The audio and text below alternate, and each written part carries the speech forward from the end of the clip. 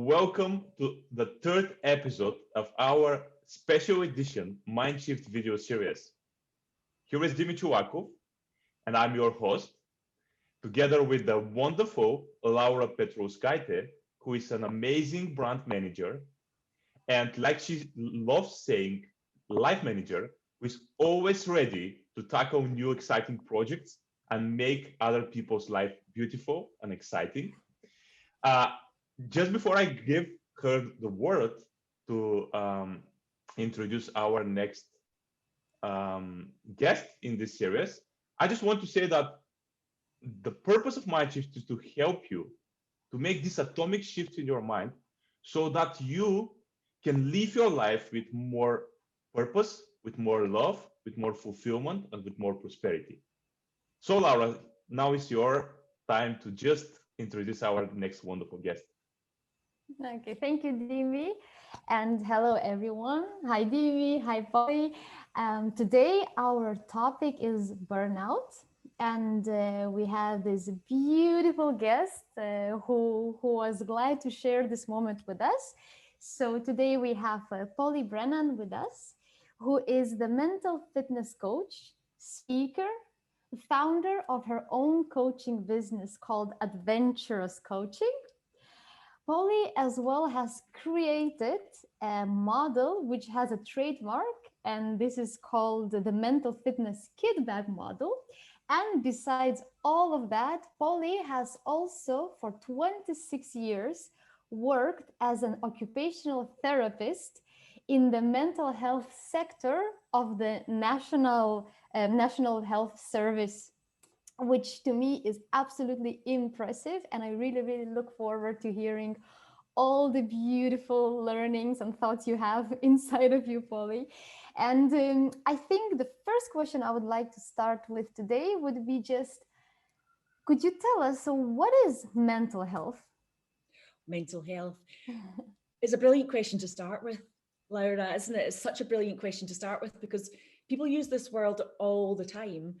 And what's brilliant is that it's becoming much more palatable to talk about mental health these days.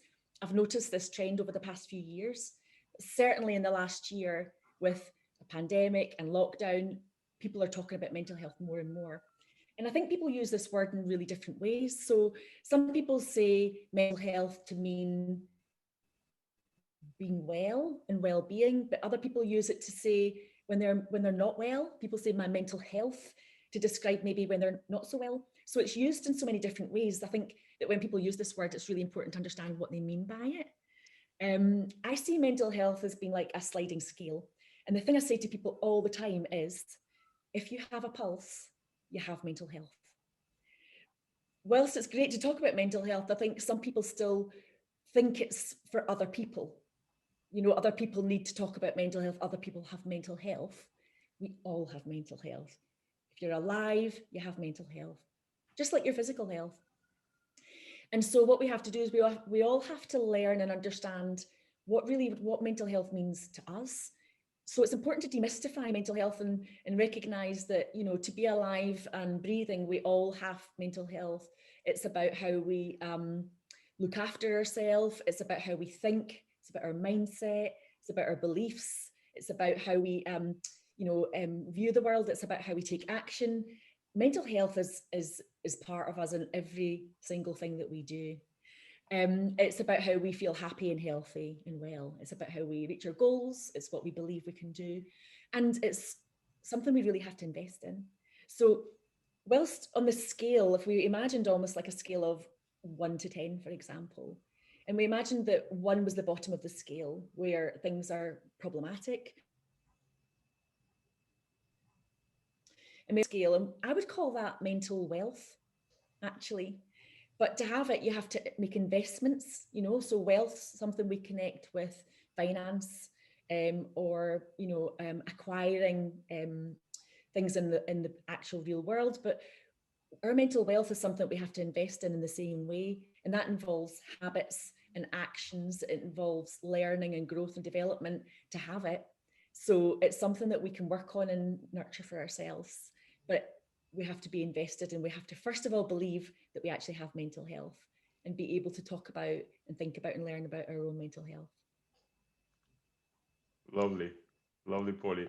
I love this mental wealth expression. I'm definitely going to use it more for myself. How mentally wealthy you are today? I mean, that's a great question, you know. I'm glad you asked this, because I think, and when I'm running events and when I'm talking to people and doing personal one-to-one coaching, it's the first question.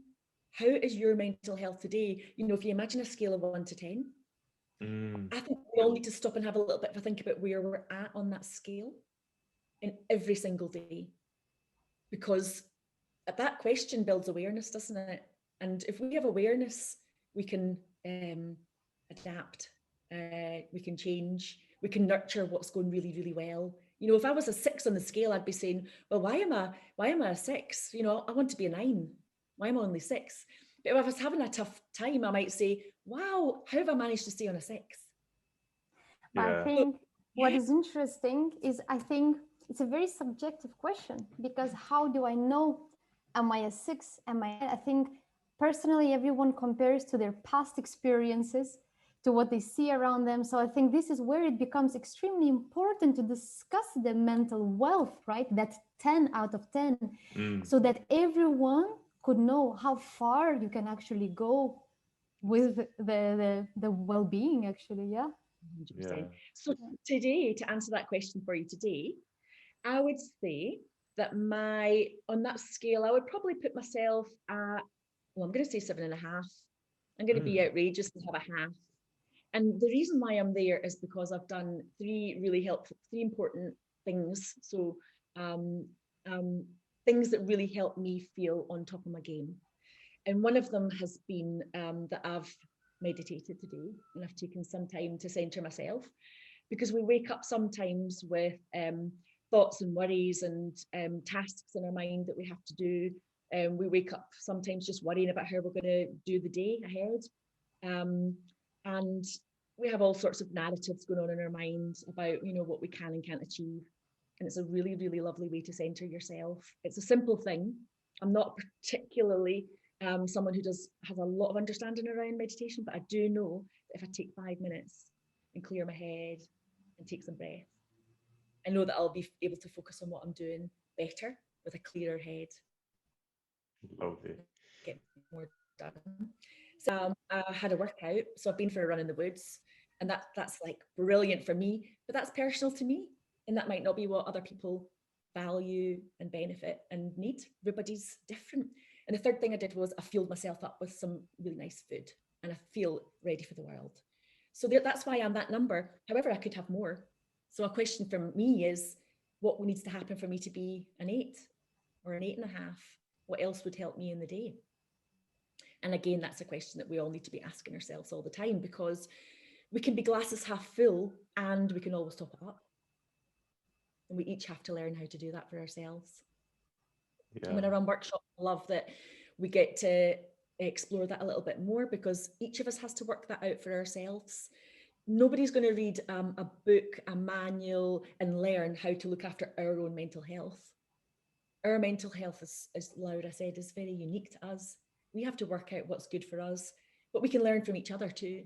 So we can talk to other people who are interested in investing in themselves and learn what works for them. I've learned so much from other people about what they do, and I've adopted some habits and techniques that they use, because I've discovered that they might be helpful to me.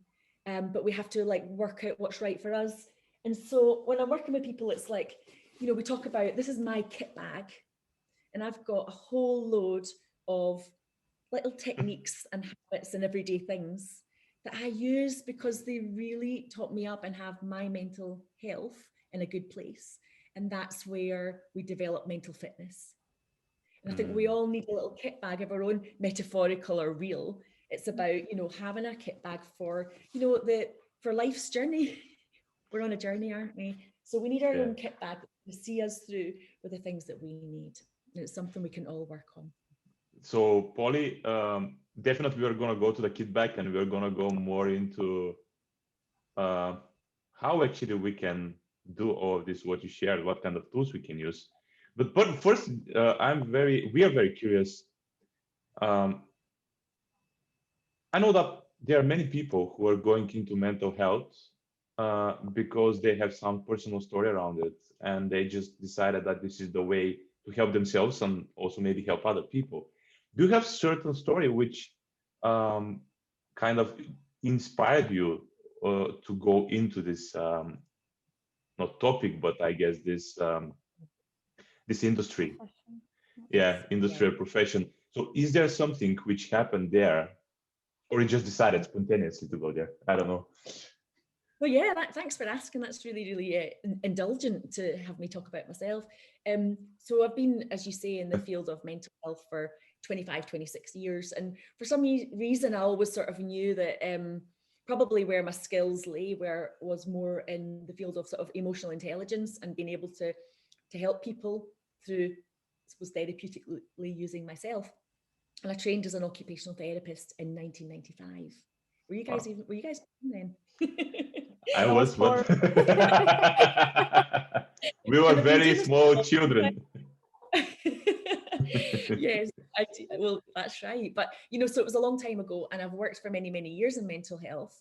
So what I've watched along the years is I've watched people get to a point where perhaps something like dealing with stress, which has maybe evolved into burnout, which is perhaps not being recognized or tackled, and it's become a mental illness, who then have to suffer and find life can become very problematic. And then they've ended up in mental health services. And by that point, it's very, very difficult because you've probably stopped enjoying life, and it's very difficult to function in your everyday roles. And that takes people into a really dark and difficult place. But then you have to work on rehabilitation and treatment and recovery. Now, many people have experienced this, and I strongly believe that we can thrive in the face of adversity. And I have absolutely loved walking side by side with people at probably the most painful point in their life and being by their side, not fixing them, but enabling them to learn how to look after themselves and how to be really, really strong and resilient. And I believe that resilience isn't about sort of smoothly gliding through life and just have nothing affect you. It's about dealing with the really tough stuff, the down and dirty, tough, difficult life stuff, and finding a way through it and learning about yourself along the way, and then knowing, having real lived experience of knowing what you need to do when you need support, and helping people create resilience action plans so that not only have they got through this, but they know that any adversity in their life, they have transferable learning and skills and knowledge, and they've got a plan as to how to deal with this. So it's about prevention in that case. And I've loved that. I've loved being able to see people out of a service and say, you don't need to come back. You're done. You've done your time. And now this is about like thriving in your life. A little bit like a driving lesson, you know, your driving instructor sits side by side with you while you learn. But once you pass your test, you're on your own. So we have to consolidate the skills and the learning and be really robust so that we can do it on our own. And we can have a team. We can have people in our lives that support us. However, the work I do as a mental fitness coach is really similar but different. And after many years of working in mental health services and watching people sort of slide down into illness, and being able to look with them at the story about what led them there, and being able to see those pivotal points in their life where, had somebody been able to help them at that point, they would have triumphed in the face of this adversity. They would have learned. It could just have been a tough spot in their life that they got over. It would have been a thrive story, but they didn't have the right help at that time. And I think I became really passionate over the years about how important it is that we're proactive. We need to, you know, don't wait till the horse is bolted out of the stable. Tackle things before they're problematic. And so I guess my mission is to help as many people as I possibly can understand their capacity for resilience, and understand that if they pack a kit bag and they know what they need in life, they really can make the best of the rest of whatever life holds. Because as we were saying, Laura, you know, we're here for a good time, not for a long time. Yeah. So we need to really, really enjoy life. We will always have curveballs thrown at us. There will always be tough moments, but we can get through with the right help and the right skills and tools. Now, my personal story around this is that in 2018, life changed unexpectedly, as things can happen for each of us. You know, we chatted before this podcast about how wonderful life is, and that we don't know what's ahead, but we embrace all the possibilities, and we think of life as being like our adventure. You know, life's big adventure. We all have potential to enjoy our lives to the full, whatever adventure means to us. It can mean anything. It doesn't have to mean jumping off cliffs and doing crazy stuff. It's about an adventurous approach just to loving your life. But adversity hit, and I guess probably every aspect of my life changed all at once, you know, from financial, my home, my family, my job. And I had to, I guess I had to work out how to sort of shift gear and get in the fast lane. And I had to tackle what was happening in my life. And a little bit like you, when people are in this place, and if anybody who's listened today, perhaps you've been in a dark or difficult place, or perhaps you are at the moment, I like to think of this as kind of, it's a bit of a storm. It's a bit of a dark and difficult place, but I decided to call this episode of my life The Perfect Storm, because I realized that a little bit like in the middle of a storm, actually, you know, it's like a snow globe, isn't it? It's like life's shaken up and turned upside down and inside out. You can't see anything at all. You can't see a thing. You don't know what's happening. It's confusing and you're not sure, and you're just not even sure what's ahead of you. And in these moments, interestingly, in the eye of a storm, it's a very, very calm place. So when you hit your perfect storm, if you like, and that you believe that it can be a perfect storm, you take that and you learn about what's happening to you, and you take time to reflect on what it means. You work out what help you need. You work out how to dig deep when you feel like you've hit rock bottom. And actually, you know what? Rock bottom ain't such a hard place. Sometimes it's just a springboard to bounce upwards and forwards, but we don't always know that when we're in it. We don't know what lessons we're going to learn, and we don't know what's going to happen at the end of it. So when the dust settles and everything's clear, it's easy, but we have to endure our storms to get to that point. And that's where we learn the good stuff, the golden stuff. That's where we learn about who we are when things get tough. It's where we learn about the support team, the people in our lives that are really going to scaffold us. It's where we learn to create a really good story for ourselves about what's happened. It's where we learn how to nurture ourselves and work on our mindset and choose the actions we want to take forward. It's where we kind of learn to celebrate our ability to see our way through. And it's where at the end of it all, we decide what it means and what we want next. And that's exactly what I did. And so without actually realizing what was going to happen next, I suppose I took myself on a bit of a mental fitness journey, and I decided that for whatever reason, things change and you have to roll with it and accept it. And in doing so, I realized that the process I'd taken myself through was actually a system that other people could benefit from. And so actually what happened was it helped me create a coaching system, which I now use with people that I'm working with in order to navigate their way through difficult times. So I've got like my signature systems behind me here. You can see that. And it's like a wheel. But I think life's a bit of a wheel. The wheels keep turning. And we often go in 360s, don't we? Sometimes we go a full circle and get back to where we began and realize that we knew everything we needed to know and we've got it. And so this is in which way my adversity helped me to sort of have more and be more and do more. So it's turned out to be a really positive journey. Beautiful, Polly. Thank you so much for being so open, vulnerable, and sharing a very, very personal story. And I really look forward to discussing that wheel behind you. But I would actually like to take a step back a little bit to the basics, really, and very specifically towards our topic. And I would like to ask you, so what is that burnout? And what are those early warning signs that we should be aware of? Thank you for asking. I think it's a really brilliant and important topic to be discussing right now. Burnout can happen to anybody at any time. But right now, I think the world changed a year ago and people were still in it. We're not back to normality. So I think there's a lot of people, for a lot of different reasons, experiencing burnout. So burnout, it's a recognized syndrome. And when people are in burnout, it's a very, very difficult place to be. If we don't tackle it, we can take ourselves down a slippery slope into illness. So we have to recognize it. There are different, I guess there's the official definition would be something like, I'm paraphrasing, when you've experienced enduring stress and been unable to manage to successfully resolve it. And then what happens is, so it can be stress or overload in life. And what happens is, if we don't tackle it at the cause and make changes, we end up experiencing physical, mental, and emotional overload. And that's not a good place for anybody to be.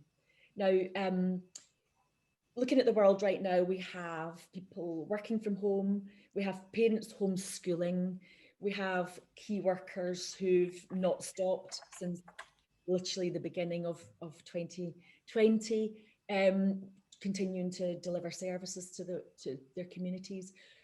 There's a lot of people who are at risk of burnout right now. The symptoms that we might experience, so physically, people usually describe sort of exhaustion. People feel exhausted, perhaps maybe they're not sleeping, lost their appetite. This could be any of us. Just feeling run down. I think when we're burnt out, we're much more prone to just developing other physical health problems. For example, just sort of like having a virus or having a sore throat, those just everyday things that we get. If you have a physical health vulnerability, it's more likely to manifest itself. So people, for example, with irritable bowel, that would flare up and be problematic. People with other conditions would experience a worsening of that. Can be a very, very physical thing for people. People might recognize that. In terms of emotionally, sometimes people just describe they've lost their motivation because they've been trying really, really hard and working hard over time and have just become perhaps quite detached from what they're doing. They've lost their connection and their passion to the thing, the role they have or the tasks they need to do in their lives.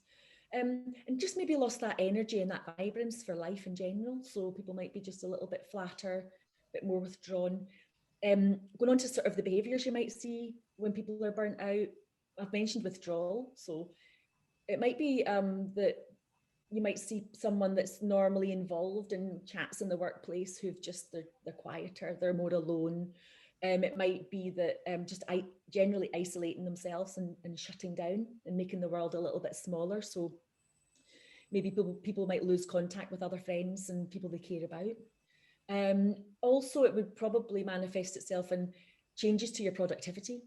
So perhaps you're not achieving the outcomes you need to in your job, or anything that you have to tend to day to day. It could be your home environment, it could be your own self-care. But you're less productive and less able to do the things you normally do. And also I think that perhaps some people turn to strategies that aren't helpful. So, it might be that people are just actually drinking more because they just want to not really deal with things. It's just gotten too hard. They've become passive. They've lost that belief that they can actually influence things. They're just giving up a little bit. And other substances too. So that's when then you know that you're going to perhaps have secondary problems. So I think that's genuinely how it might look as it shows up. But I guess that there's potential for it to slip if ignored. So burnout's not a good place to be.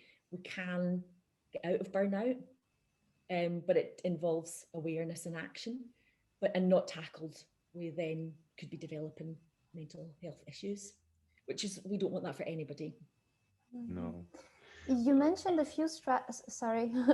That's okay. It's just as a continuation, because Polly, you mentioned a few strategies that sometimes people could take on and they are not the right help. So just to keep it practical, my first question was, okay, but then what are the strategies, the tools, the very practical things people can do from day one once they start noticing the early warning signs that you would recommend based on your experience?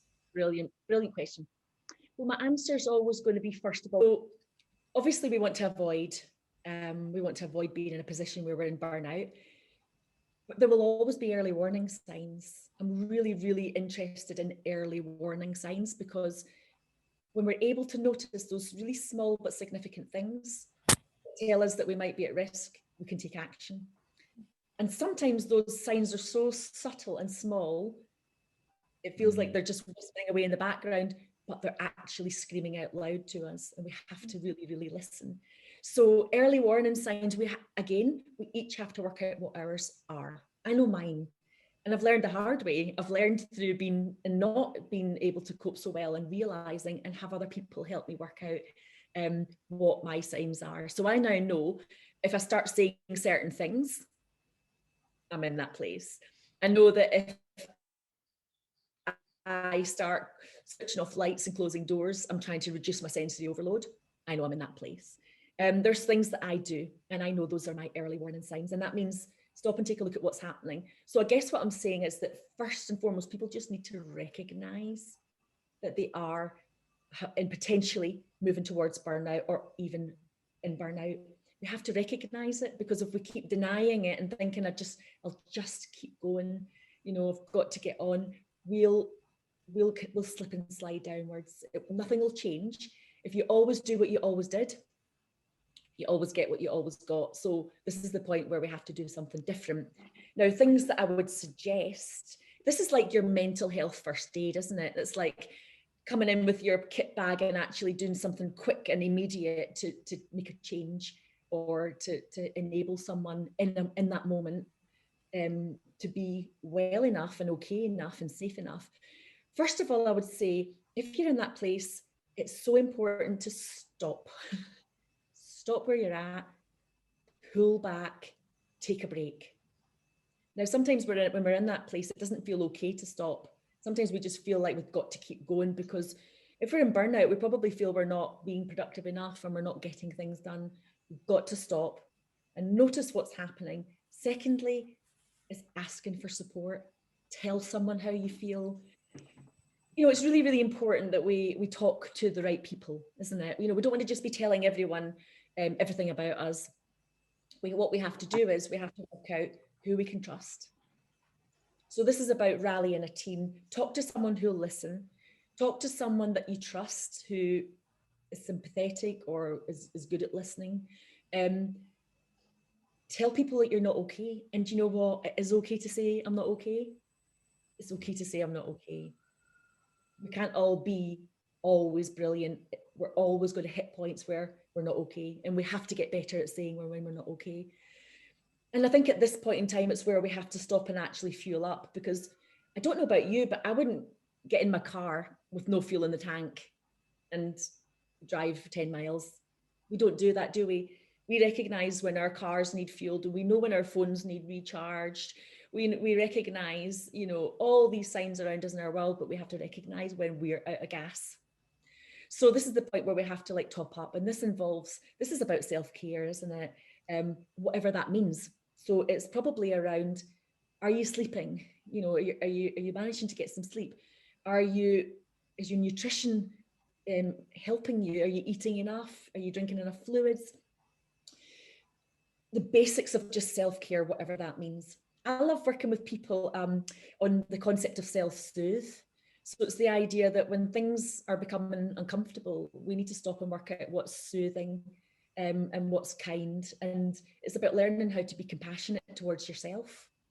So sometimes I'll help people create a little self-soothe box or a kit. And all we do is simple. It's just, what are the things that nourish and nurture you, that you can actually just spend some time doing?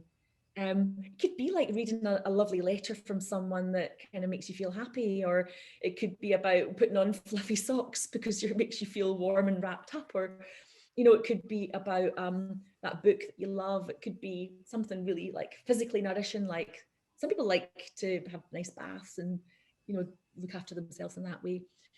it's all about working out what's soothing and caring for you, but it's about turning inwards and actually throwing yourself a life jacket.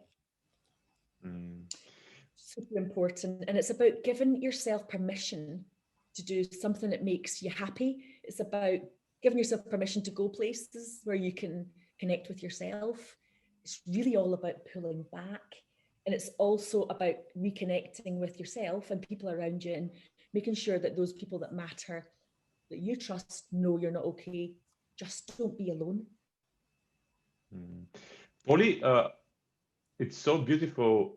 You started, I think, in some way to unravel your Kitbag, small, with small stuff which you have inside, and we are going to focus on that. I just wanted to ask you, because I'm curious about it. Are there certain people who are more prone to burnout? And it's a double, it's a twofold question. And then if we see that someone else has these warning signs, how can we help? If you think a bit about role-related burnout, people who are in roles at the moment where perhaps they're just in a role where the demand does not match the time available or the skills, high risk burnout. It might be you work in an environment where people are being made redundant, so there's going to be less people doing more work. That's a potential risk as well. Think of all the parents who've been trying to homeschool and do their jobs. That's really challenging, and I have actually coached quite a lot of people in the last few months who've felt really burnt out. And one lady just described herself as being on her knees, and it was just that, running a business, looking after her kids, looking after their emotional well-being, looking after her own. So I guess the other kind of group of people who might be high risk is people who are caregivers. So it could be parents, people who care for someone with an illness or a disability, anyone whose primary kind of focus is on serving other people are high risk burnout, because whilst you're busy helping other people, how do you help yourself? And as I said earlier, it's that thing about throwing yourself a life jacket. And well, if serving's important, you have to serve yourself. So they're the kind of maybe like role-related people who might be at risk.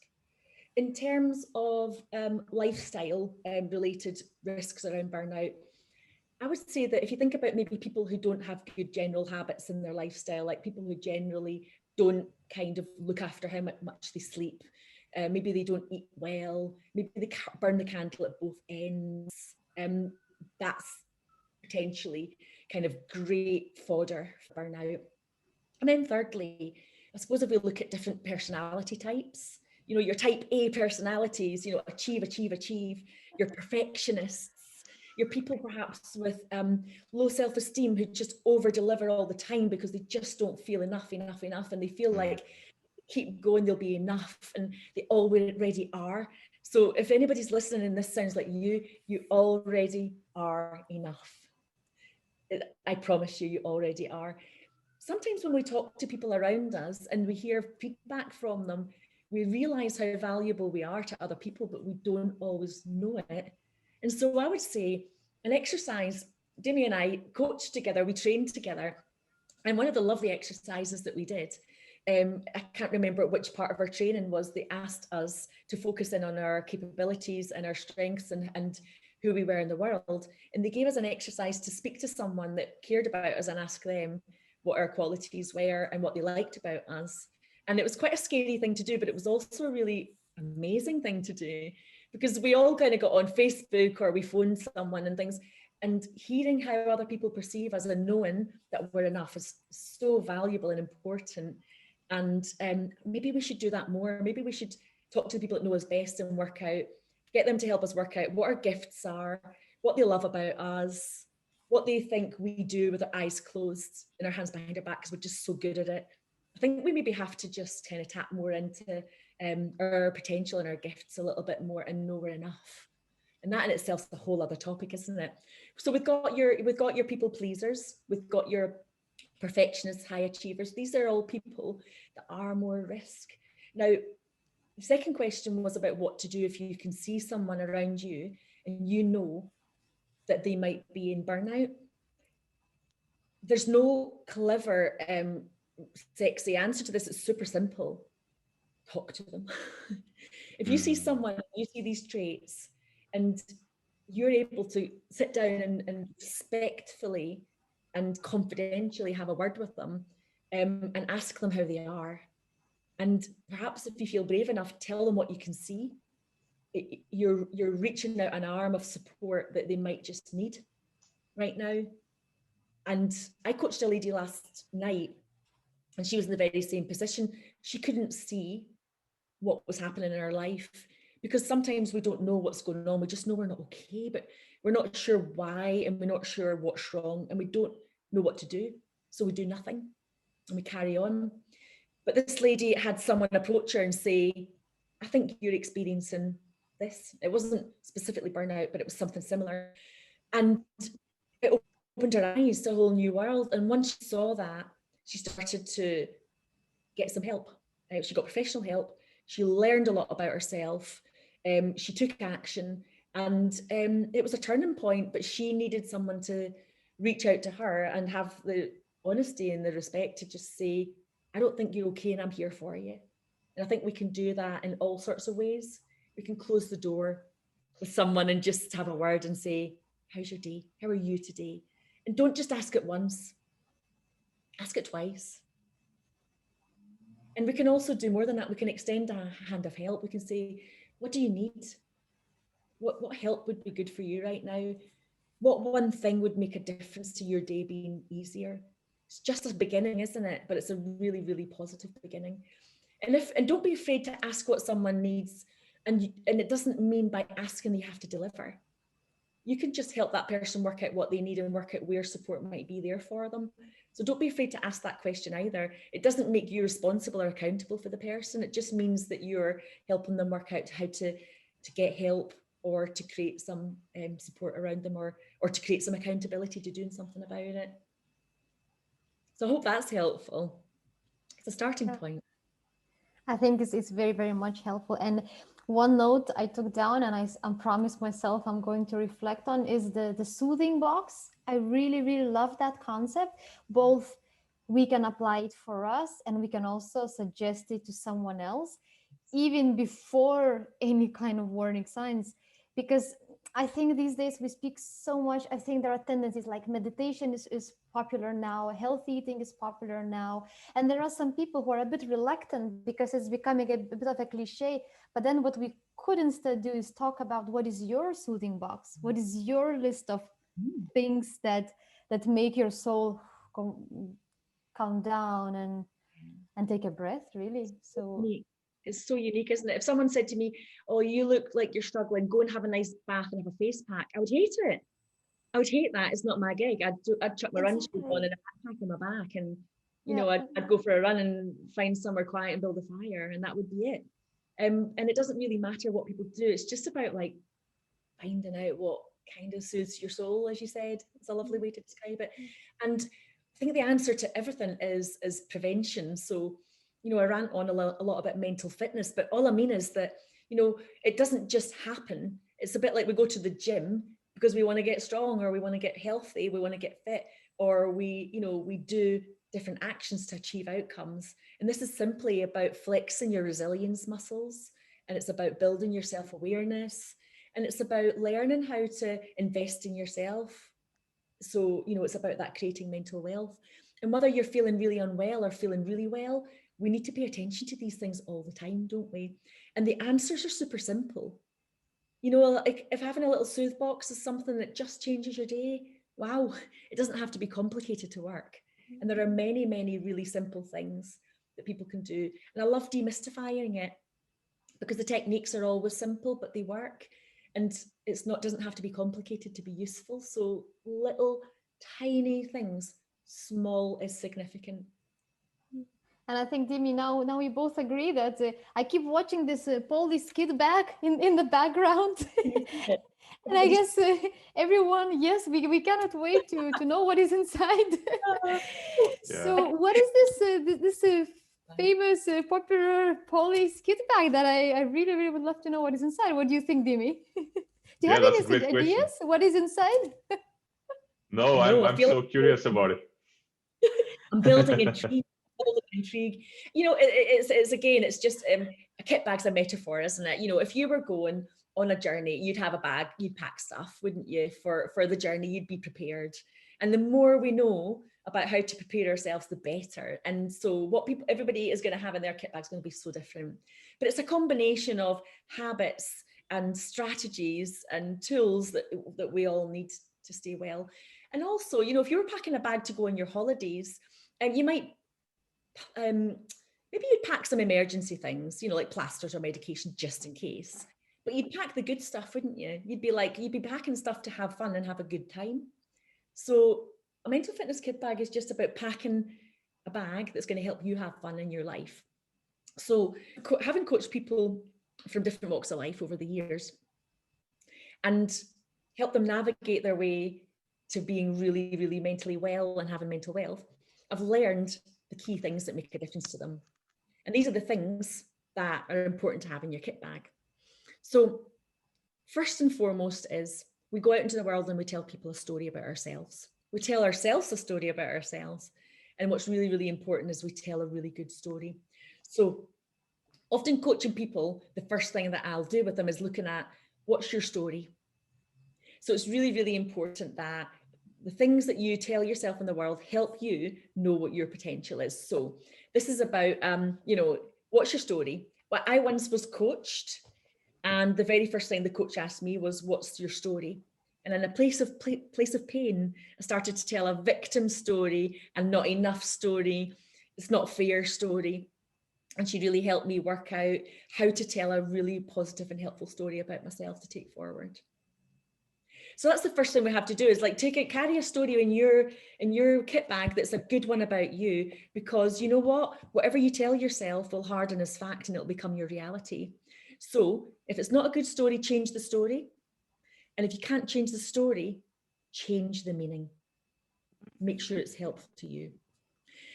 The second thing is that, you know, we talk about life, we talk about journeys, don't we? But it's so important that we have direction. We need to know where we're headed. We need to know where we want to be, and we need to know where we're at.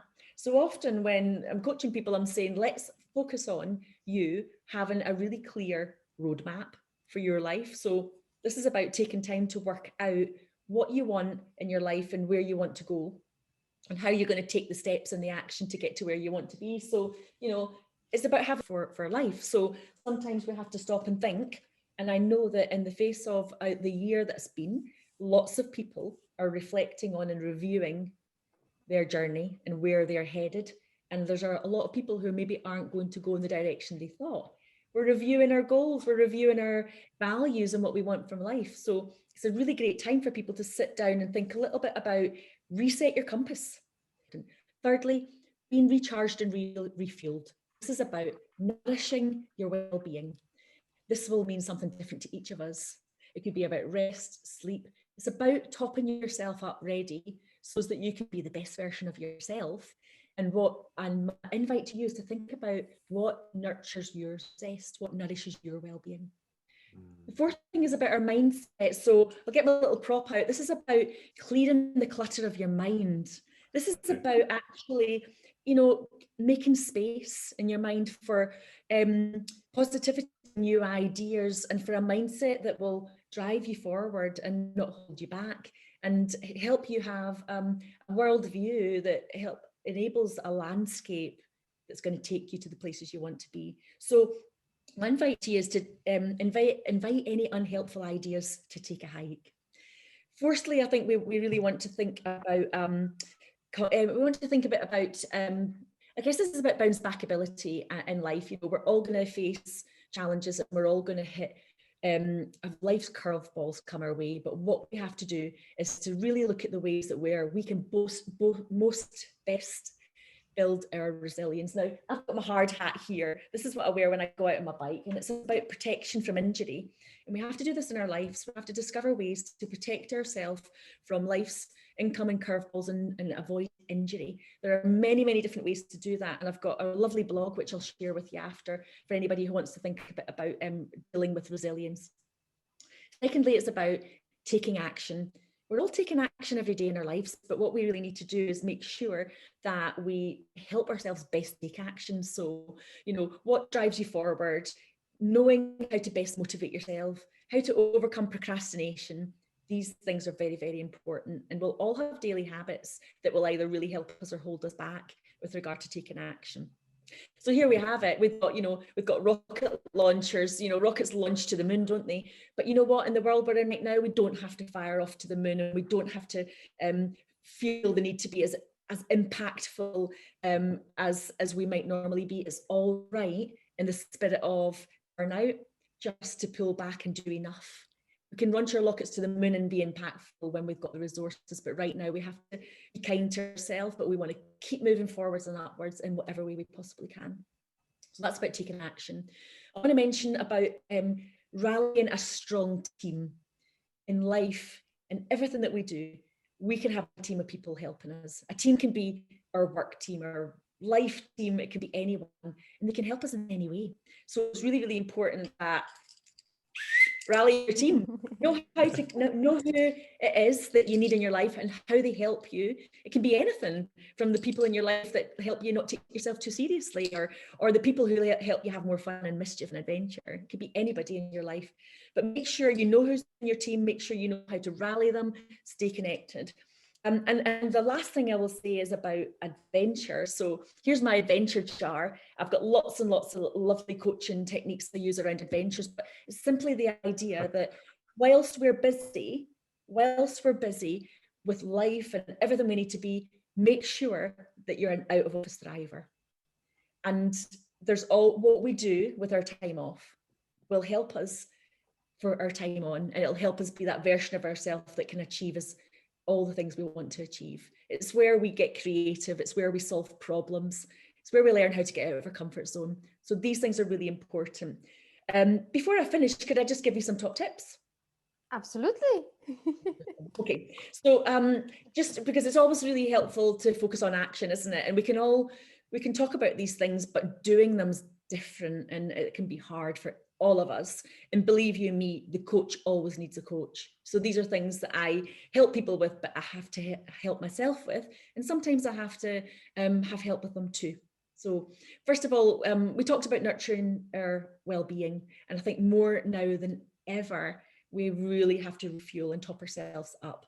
As we said earlier, we don't drive with a car with an empty tank. Please, my invite to you is to each of us to think of one thing that you can do that just nurtures you, it lifts your energy, it helps you pull back and fuel up. Everybody can think of one thing. I want you to give that your attention for half an hour every day this week. Just half an hour for you. But secondly, ask other people around you, people that you chat to, people you know well, what they do to top up. Find out what other people do to look after their well-being, because there's always more ideas out there than we know. And when I talk to other people, I learn so much more. So I'm more and better if I am curious about the world and find out what other people do that works. So find out what other people do. Secondly, we talked about this little getting the duster out. This is about spring cleaning your mind.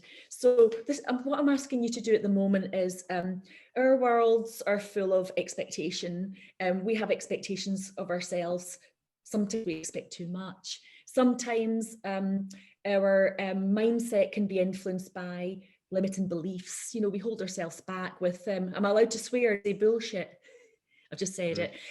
We make bullshit up and we decide that it's fact, don't we? We make things up and we decide that it's a fact, when actually sometimes our thoughts are just unreliable data. And so what we sometimes have to do is just really make sure that we manage our mindset, really look after our mindset. And actually we can choose a mindset that's going to empower us and drive us forward. So right here, right now, an invite to everybody who's listening, stop and think a bit about the things that you tell yourself, the little narratives that go on in the back of your mind day to day about yourself. And I want you to question and challenge them. I want you to challenge it. And it's always possible to tell yourself something different. So sometimes if you clear away the stuff that's holding you back, you make space for new thoughts. So today, my limiting beliefs and worries were all about technology's a problem, things won't work out. And you know, hey, these things do happen. But actually, my new mantra is technology is my friend, and I am in a process of mastering it. You can apply this to anything. It can be about your money limiting beliefs. It can be about your beliefs about what, you know, potential is in the world. We can all tell ourselves something unhelpful. Please choose your words wisely, not to other people, but the words you tell yourself, and make sure it's empowering. We talked about taking action. So at the moment, we're not able to take action and do the things we want to do in our lives yet. But let's remain really optimistic, because we're really headed in a good direction. But what we really need to do is, and what we've probably been learning over the past year, is keep adjusting expectations. You know, if you're expecting too much from yourself and it's burning you out and making you feel exhausted, just pull back, because the chances are you're probably already over delivering, and you're probably already delivering enough, and it's okay to do what you can do. And perhaps it's also okay to only just focus on now and next. So take a look at your mindset, your expectations, think about the actions. I would recommend that people just start a day by focusing on 3 things. 3 things. You know what? We could have 10 million jobs on our lists. There's a lovely exercise I like to do with people where we call it a splurge, and we write down all the thoughts in our head about the things we need to do. It can be everything from like buying stamps to changing the world. It can be all those things that we want to achieve. It can be really, really helpful just to get all that stuff down on paper. And when you can see it in front of you, you can take a look at it and you can just choose, what are the 3 things? What 3 things, if I only can do 3 things today, what are they? And focus on them. And all the other stuff can keep, because sometimes our ability to create action effectively is greater when we do less. Less is more. Mm-hmm. That's another tip for you. Celebrate your wins. This is really important, because I think whilst we all want to achieve outcomes, it's so easy to focus on what we haven't done. Oh yeah, today I did such and such, but I didn't do that. And we can give all our attention to everything that didn't get done, but are we really focusing on what we did do? Now, I haven't got the prop handy, so I'm unhappy about that, but I usually have a magnifying glass. And what the magnifying glass is about, focus in, look more closely. And what I'm asking people to do today is think about the things you've achieved. They might be small, but you know what? Small is significant. So anything that you've achieved in the last few days, no matter how small, can we please just capture it and celebrate it? This is the bit where I like to get my pom-poms out and cheer people on. And you know, I love that. Yeah, Team Polly, I'm on your team. But what I'm asking you to do is be on your own team. Be on your own team. What you're doing, and actually give yourself a little bit of a cheerlead and celebrate, because you know what, celebrating wins might just be about giving yourself a pat on the back, but every time we achieve something, it tells a story about our capability, our strengths, and it tells us also solutions to how we can resolve other problems. So if you've achieved something, what worked? How can you do more? How can you apply that to a different situation? How can that help you in another area of your life? So there's lots of really juicy, brilliant details if we get our magnifying glass out and focus on the details of what we're doing, and then celebrate what we're doing. Because no matter how small, it's significant, and we can always concentrate on what's not done, but come on, let's give ourselves a break. Let's cheer ourselves on. I finish every day, and I invite other people to do this too, with 3 positives. I have an accountability buddy, and we text each other at 10 o'clock every night. What were your 3 positives today? What were you really proud of today? And you know what? See, even on the most difficult days, whilst I can give my attention and all the stuff that was tough or what got me down, I can always come up with 3 things and more. But when I start, even if I can do nothing more, 3 wins. So that's my invite to each and every single one of you, every single day, is to do that. And if you can do nothing else, make some time to be an out of office survivor. This is a bit of fun, right? But this is an adventure jar. And this is a list of any ideas I come up with that are about having more fun or being able to do things I really enjoy. I love being creative about how to spend time. You know, it could be like cocoa under by candlelight, or, you know, it could be a fire under the stars, under a starlit canopy. It could be anything, and adventure can be anything. It could be, you know, writing your story or try and learn a new skill. But actually, let's keep focusing on having more, being more, and doing more, whatever that means to you. Wow, Polly, thank you for all of the golden nuggets you just you shared with us. I mean, there's so many, and I'm a coach, and I'm listening really carefully what you say, because it seems that you really know what you do, and you have created a great practice and great structure around mental health and mental fitness. You shared many tools people can use in order to strengthen their mental fitness.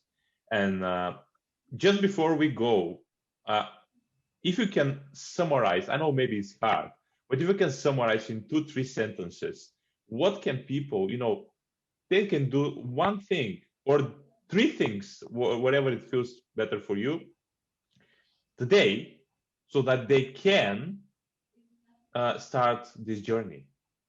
Because it will be easier for them to say, this is the things, start doing, guys, this, so that you can really keep going in this direction.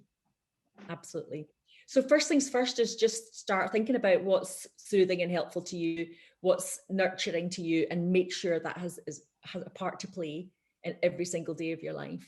If you know, we're very busy helping other people, and it's time to help ourselves. So nurture your own well-being in one small way every day, and it can be very small and very significant. Secondly is just about the power of connectivity. Stay connected to the people that matter most to you.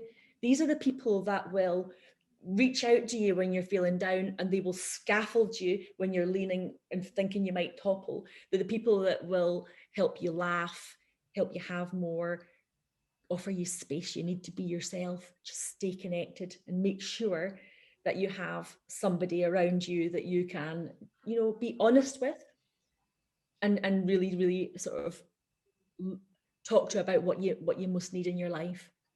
Be kind to yourself. We're going forward in the world, and we're taking action. We're being the people we need to be in our world, but let's just manage our expectations and know that we're already doing enough. I guess they would be my 3 top tips right here, right now. Thank you, Polly. Thank you for your 3 tips. I definitely believe that people will get a lot out of them, and they can start the journey in this way. Before I asked the last question, I just wanted to acknowledge you that you are really great professional, very experienced person in mental health and mental fitness, and definitely I'm inspired by your story and the way it seems that you care for people. Because as a coach, as a therapist before that, you were like, I guess that was one of the things which people were connected to, because it seems that you care a lot for people and to help people feel stronger in regards of mental health, mental fitness, and in general in life, fulfillment in life, right? And just going through their life like an adventure, not like a burden or something. Yeah, so thank you for that. Thank you. I think we're all put here in the world just to help each other live our lives, aren't we? And think we can all do something to help each other in some small way. So if we can, we should. Yeah, and me too, I would like to add, before we go into the contacts and the final question, but I would also like to add really a big thanks for joining. And for me, besides the fact that it's been super interesting, very insightful, what I love about you, Polly, is that I can see you celebrate life and you play with life, play in the best way possible, because I think you're one of those really super unique people. The way you go about coaching, for example, you know, your little tools, the cheerleader thingy that you put on it sticks, you know. It really makes it very memorable. Like, even if I ever forget the points, I would always remember the feeling you left me with, and that would help me to come back to what the point was. That's lovely. So it's really it's very unique, and I really will appreciate that. Thank you. You guys are really good for my ego, you know. Thank you very, very, very much. I appreciate that. That's really nice. But when we were training, I really remembered a quote, and it was, "Pain is inevitable, but suffering is optional."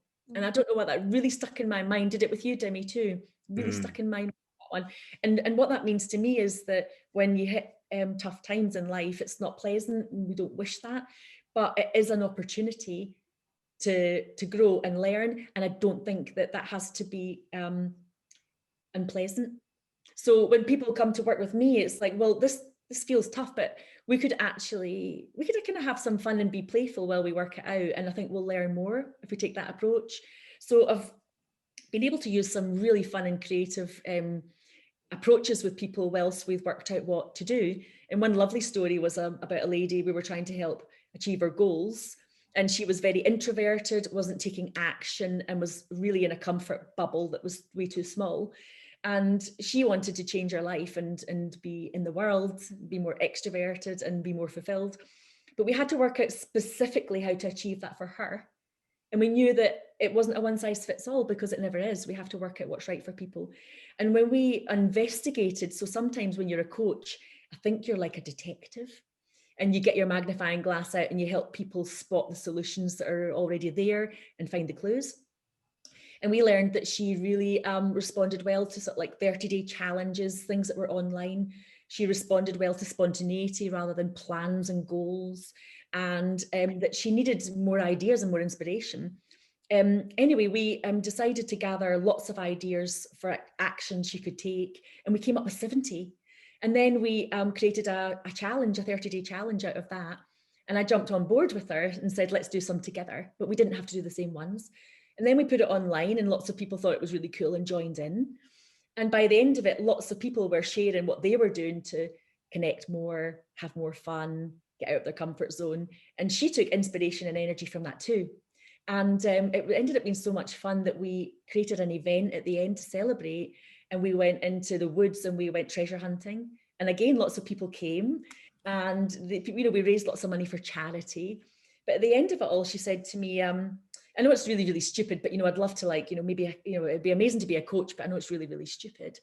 And, her life changed on the back of that approach, but she's now a really incredible empowerment coach. But it was just the beginnings for her of that piece of work. But we just had an adventure while we helped her work out how to do what she needed to do. So it's kind of like we can have fun, can't we, while we grow? Yeah, absolutely, Polly. So before we go, we can just share with us how people can contact you, how people can know more about the Fitness Kitbag, and Sure. what is the easiest and more, the preferable way you want them to contact you. Thank you for asking. So I'm on social media in lots of places like LinkedIn, Instagram, Facebook, Twitter, YouTube. I am also, I'm building a new website, which I'm really excited. I'm going to be launching in the next few weeks. And if people kind of want some little freebie tips and things like that, if you go onto my website, which is www.adventurouscoaching.com, you can sign up for two things. One's it's like an ebook around mental fitness. And you can also sign up for I guess it's like a weekly boost. It's like an email campaign that's just about being playful about how we kind of have more in life. And if people wanted to consider coaching with me, again, you can book that through my website, or you can email me at Polly@adventurouscoaching.com. And I have a few spots left for one-to-one coaching, and I have a waiting list for some group coaching that'll be coming up in the spring. So I'd love it if anyone was curious and wanted to say hi or tell me what they thought, any thoughts for them, any takeaways, top tips from this. Feel free to email me and say hi. I love it. I love it when people get in touch and tell me what their takeaways were, or even share with me how handling burnout or how they're building mental fitness. And I guess the same for you. I guess you guys like feedback too, don't you, on how your podcasts and your wonderful work resonates and helps people too. Thank you, Paulie. Thank you again for being part of this journey with us. And yeah, have an amazing time this week, and lots of success in whatever you do. Thank you so much for having me. This has been so much fun. Thank you ever so much.